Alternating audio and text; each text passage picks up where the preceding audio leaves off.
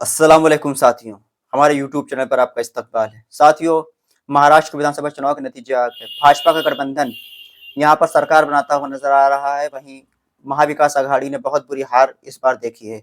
MIM party 16 सीटों पर लड़ी, सिर्फ एक सीट पर कामयाब हो सकी। मालेगांव सेंट्रल पर मुफ्ती मोहम्मद इस्माइल कासमी साहब चुनाव जीते।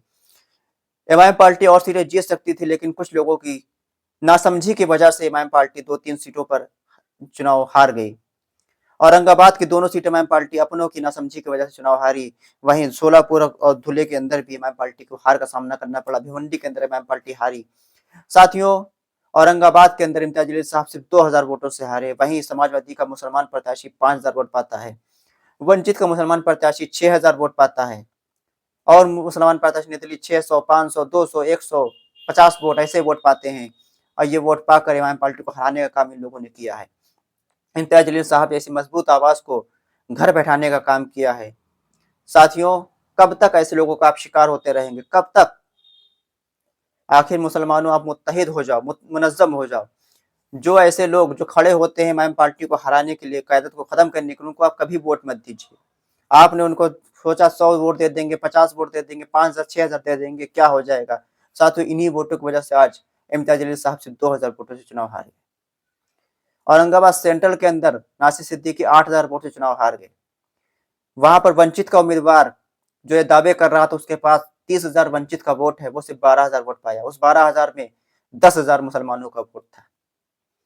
साथियों, ऐसे लोगों से आप होशियार रहिए। वंचित बहुजन आघाड़ी जिसके पीछे बहुत मुसलमान पागल है, लेकिन उसको अब होश में आना चाहिए कि वंचित समाज वंचित बहुजन आघाड़ी के पास नहीं है।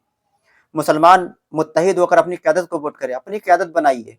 जब आप अपनी क़यादत बनाएंगे तभी कामयाब होंगे। गैरों के पीछे चलकर कभी कामयाब नहीं हो सकते। धुले के अंदर हम हार गए। मानखुद शिवाजी नगर अबू आसिम आजमी वाली सीट पर एमआईएम पार्टी बहुत अच्छा चुनाव लड़ी। इस सीट पर एमआईएम पार्टी सिर्फ 12,000 वोट से चुनाव हारी है, लेकिन इंशाअल्लाह हम अगली बार इस सीट पर कामयाब जरूर होंगे। क्योंकि एक नौजवान लड़का, गरीब लड़का, तमाम धन्ना सेठों के सामने लड़ा और इतना मजबूती से चुनाव लड़ा, दूसरे नंबर पर आया और 42,000 वोट पाया।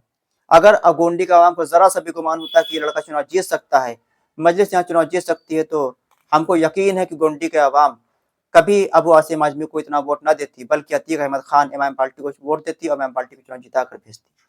साथियों, जो होना था वो हो गया। अब आगे की तैयारी हमें करनी है।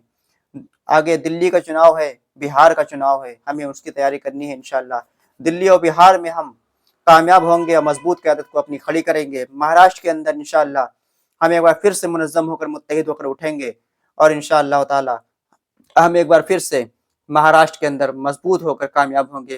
हालांकि हम एक सीट पर जरूर कामयाब हुए हैं। मुफ्ती साहब 166 वोट से चुनाव जीते हैं। इंशाअल्लाह मुफ्ती साहब के जरिए आवाम की आवाज़ महाराष्ट्र विधानसभा के अंदर गूंजेगी और इंशाअल्लाह हमें उम्मीद है कि इंशाअल्लाह एक बार फिर से महाराष्ट्र के मजलिस इत्तेहादुल मुस्लिमीन का परचम लहराएगा। साथियों, हमारी वीडियो को शेयर कर दें, वीडियो कमेंट करके अपनी राय हमको दें और साथ ही हमें चैनल को सब्सक्राइब भी कर लें। खुदा हाफिज़।